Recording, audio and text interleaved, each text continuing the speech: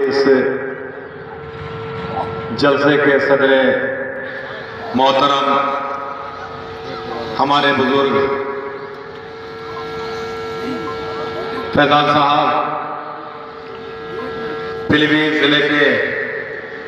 Samajwadi party के सदर मोहतरम आली वकार जनाब जगदीश सिंह जग्गा साहब, समाजवादी पार्टी के वरिष्ठ नेता बड़े भाई आरिफ साहब, मखदूम खां साहब, मैं नाम लूंगा तो बहुत लंबी लिस्ट है और समय भी बहुत कम है और सब नेताओं ने सब बात कह ली। अध्यक्ष जी से भी मिला तो अध्यक्ष जी ने कहा कि एक आध शेर आपका सुनेंगे, शायर है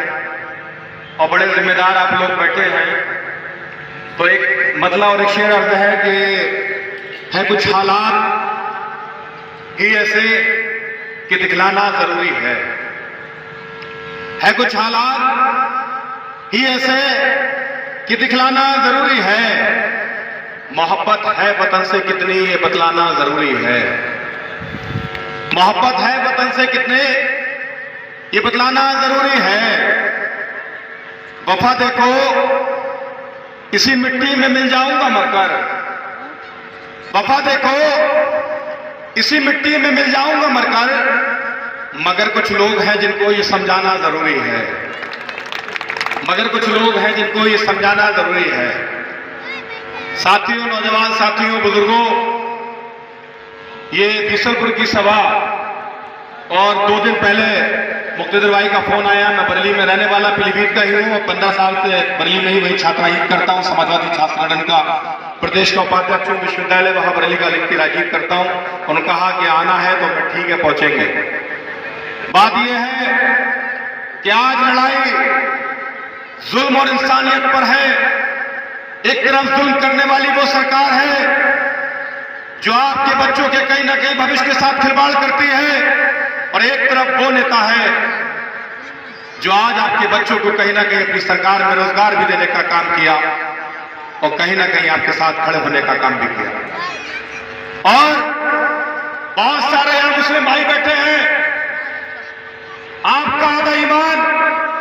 देश की मोहब्बत है, और जिस तरीके से हम और आप, चाहे इमाम जफर साहब की फातह हो जिसे कूंडों की फातह कहते हैं, और चाहे ईद का त्योहार हो जिसे हम और आप मनाते हैं, उसी तरीके से एक लोकतंत्र का पर्व आता है जिस दिन आपका वोट होता है,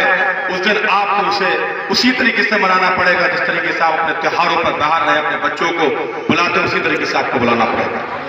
आज हमारी स्टेट 70,000, 75,000, 80,000 विधानसभा में हमारे वोट होते हैं, और मैं ये जानता हूं और हमारा बैठे हुए सारे नेता जानते हैं कि हम लोगों का कोई और सरकारी महकमे में नौकरियां नहीं है। हमारे तमाम बहन भाई बाहर रहकर नौकरियां कर रहे हैं, कोई मुंबई में है, कोई दिल्ली में है, कोई जयपुर में है,